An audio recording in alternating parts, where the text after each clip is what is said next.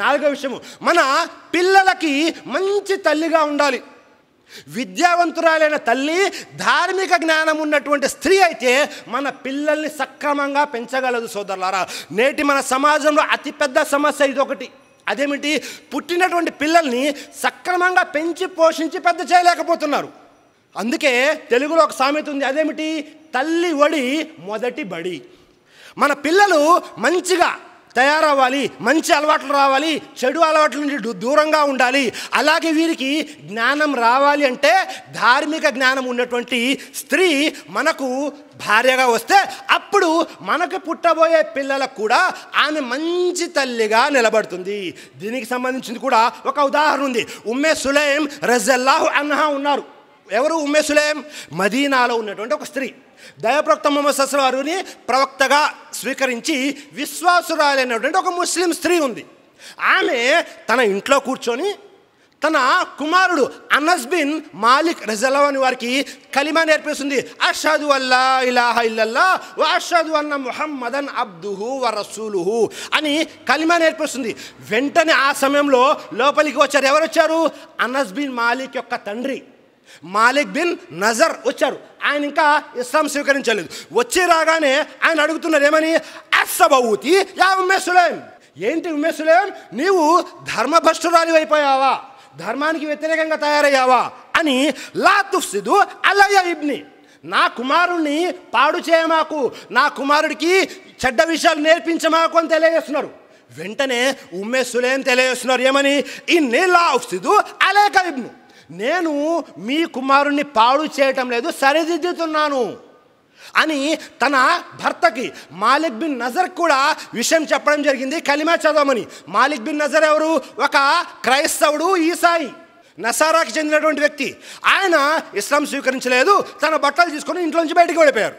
Sam వైపు వెళ్ళిపోయారు. అక్కడ అవిశ్వాసంలోనే మరణించారు. ఎవరైతే ఉమ్మే సులైం రజల్లాహు అన్హా వారి దగ్గర ఉన్నారో, ఎవరు? అనస్ బిన్ మాలిక్, మంచి విద్యాబుద్ధులు నేర్పించారు. మొట్టమొదటి విషయము తౌహీద్ గురించి నేర్పించారు, ఈమాన్ గురించి నేర్పించారు. అప్పుడు ఏమైపోయింది? అనస్ బిన్ మాలిక్ కాస్త అనస్ బిన్ మాలిక్ రజల్లాహు అన్హు అయిపోయారు, సహాబీ అయిపోయారు. సుబ్హానల్లాహ్. ఇది ఎలా సాధ్యము?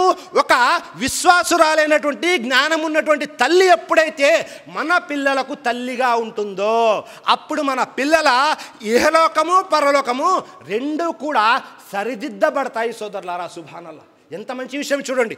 అలాగే ఆ తర్వాతి విషయము, మనము మన పిల్లలకి తండ్రిగా ఉన్నా, ఆడపిల్లలకి ముఖ్యంగా, అలాగే మన దగ్గర ఎవరైనా బానిసలుగా ఉన్నా వారికి కూడా ధార్మిక విద్య నేర్పించడము తప్పనిసరి. సోదరులారా, దైవప్రవక్త ముహమ్మద్ సల్లల్లాహు అలైహి వసల్లం యొక్క హదీస్ ఉంది. అదేమిటి? మీకు 2 కానీ 3 కానీ ఆడపిల్లలు పుట్టారు, వారిని మీరు సక్రమంగా పెంచి పోషించి మంచి విద్యాబుద్ధులు ధార్మిక విద్య నేర్పించి వివాహం చేసినట్లయితే మీరు స్వర్గంలో నాతో పాటు ఇలా ఉంటారు అని తన చూపుడు వెళ్ళి మధ్య వెళ్ళి చూపించడం జరిగింది. మనము అతి సునాయాసంగా స్వర్గానికి వెళ్ళే దారి ఏమిటి అంటే, ఒకవేళ మనకు ఆడపిల్లలు పుట్టినట్లయితే వారికి ధార్మిక విద్య నేర్పించి మంచిగా వివాహం చేయాలి. సుబ్హానల్లాహ్. చూసారా, మన పిల్లలకు ధార్మిక విద్య నేర్పించడం వల్ల మనము ప్రవక్త వారితో స్వర్గంలో ఇలా ఉండే అవకాశం ఉంది. ఆ తర్వాత బానిసల యొక్క కాలము ఇది కాదు. ప్రస్తుతము బానిసలు ఎవరూ లేరు, కానీ నేటికి 1400 సంవత్సరాల క్రితము బానిసత్వం ఉండేది. స్త్రీలని పురుషులని అంగటిలో పశువులు అమ్మినట్లు అమ్మేసేవారు, బానిసలుగా తెచ్చుకునేవారు. బానిసలు అంటే పశువుల్లాగా చూసేవారు, వారితో వెట్టి చాకిరి చేయించేవారు, తీరిక లేకుండా పని చేయించుకుంటూ ఉండేవారు. అలాంటి బానిసల విషయంలో కూడా దైవప్రవక్త ముహమ్మద్ సల్లల్లాహు అలైహి వసల్లం తెలియజేశారు. అబూ మూసా అషరీ రజల్లాహు అన్హు వారి కథనం, బుఖారీ షరీఫ్ యొక్క హదీస్. దైవప్రవక్త ముహమ్మద్ సల్లల్లాహు అలైహి వసల్లం తెలియజేశారు, సలాసతున్ లహుం అజ్రాన్, 3 వ్యక్తులకి అల్లాహ్ 2 పుణ్యం ఇస్తాడు. సుబ్హానల్లాహ్. ఆ 3 వ్యక్తుల్లో ఒక వ్యక్తి ఎవరు? వరజులున్ కానత్ ఇందహు అమతున్ ఫఅద్దబహా ఫఅహసన తాదీబహా వఅల్లమహా ఫఅహసన తాలీమహా సుమ్మ ఆతాకహా ఫతజవ్వజ ఫలహు అజరాన్. 3 వ్యక్తుల్లో ఒక వ్యక్తి గురించి చెప్పడం జరిగింది. 2 పుణ్యం ఎవరికి దొరుకుతుంది అంటే, ఎవరి దగ్గరైతే ఒక స్త్రీ బానిసగా ఉంది, ఆ బానిసకి యజమాని అయినటువంటి వ్యక్తి ఎవరైతే ఉన్నారో ఆ వ్యక్తి ఏం చేశాడు? ఆ స్త్రీకి ధార్మిక జ్ఞానం నేర్పించాడు. మంచి విద్యాబుద్ధులు నేర్పించాడు. ఆ స్త్రీని ధార్మిక జ్ఞానం నేర్పించి విశ్వాసురాలిగా తయారు చేశాడు, ముస్లింగా తయారు చేసి బానిసత్వం నుండి విముక్తి కలిగించి వివాహం చేసుకున్నాడు. భార్యగా మంచి హోదా కల్పించాడు సమాజంలో. అలాంటి వ్యక్తికి రెండింతలు పుణ్యం సోదరులారా. సుబ్హానల్లాహ్. నేడు మనం వింటున్నాము బేటీ బచావో బేటీ పడావో అని. దైవప్రవక్త ముహమ్మద్ సల్లల్లాహు నేటికి 1400 సంవత్సరాల క్రితమే స్త్రీలకి ధార్మిక జ్ఞానం కావాలి, విద్య కావాలి అని బానిసలకు కూడా విద్య నేర్పించడం తప్పనిసరి అని సహాబాలందరికీ నేర్పించారు సోదరులారా. సుబ్హానల్లాహ్. ఎంత మంచి విషయమో చూడండి.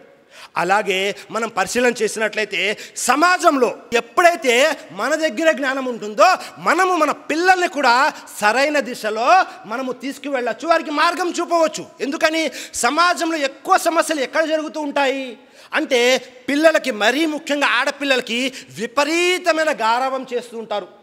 అడిగిన ప్రతి వస్తువు క్షణాల్లో తీసుకొచ్చి ఇచ్చేస్తూ ఉంటారు. అది కాస్త ఎక్కువైపోయి పిల్లలు పూర్తిగా చెడిపోతూ ఉంటారు సోదరులారా. దైవప్రవక్త శిష్యులు అబూ హురైరా రజల్లాహు వారి మాటల్ని నకలు చేశారు.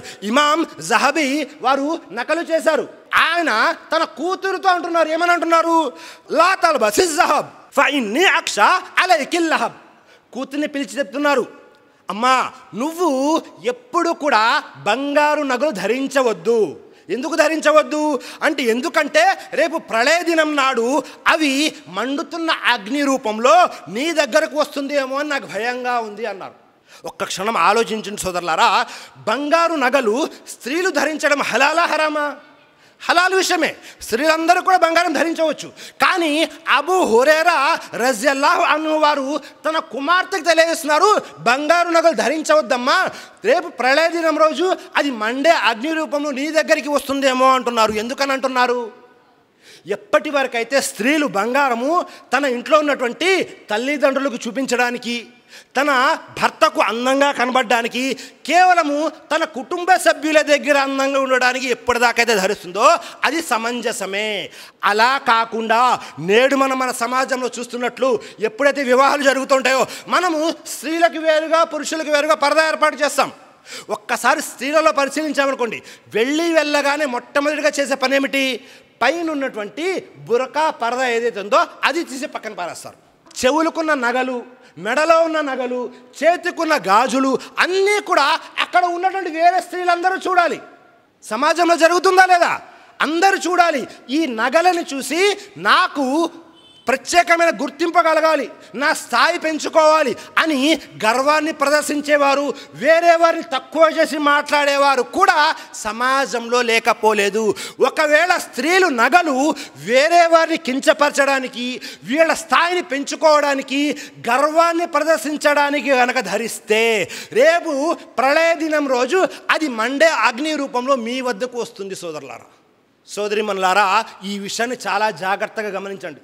మనకు అల్లా ఇచ్చాడు ధనం ఏదైతే ఉందో అది వేరే వారిని తక్కువ చేసి చూడడానికి కాదు, మనం గర్వం ప్రదర్శించడానికి కాదు, మన స్థాయిని పెంచుకోవడానికి కాదు. ఒకవేళ ఇలా జరిగితే హలాల్ వస్తువు కాస్త తీర్పు దినం రోజు మండే అగ్ని రూపంలో మన దగ్గరికి వస్తుంది అని అబూ హురైరా రజియల్లాహు అన్హు వారు తన కుమార్తెకి తెలియజేస్తున్నారు. మరి ఇలాంటి నసీహతు, ఇలాంటి సంస్కరణ మనం మన కూతుర్లకు చేస్తున్నామా? జ్ఞానం ఉంటే ఈ విషయాలన్నీ చేయవచ్చు సోదరులారా.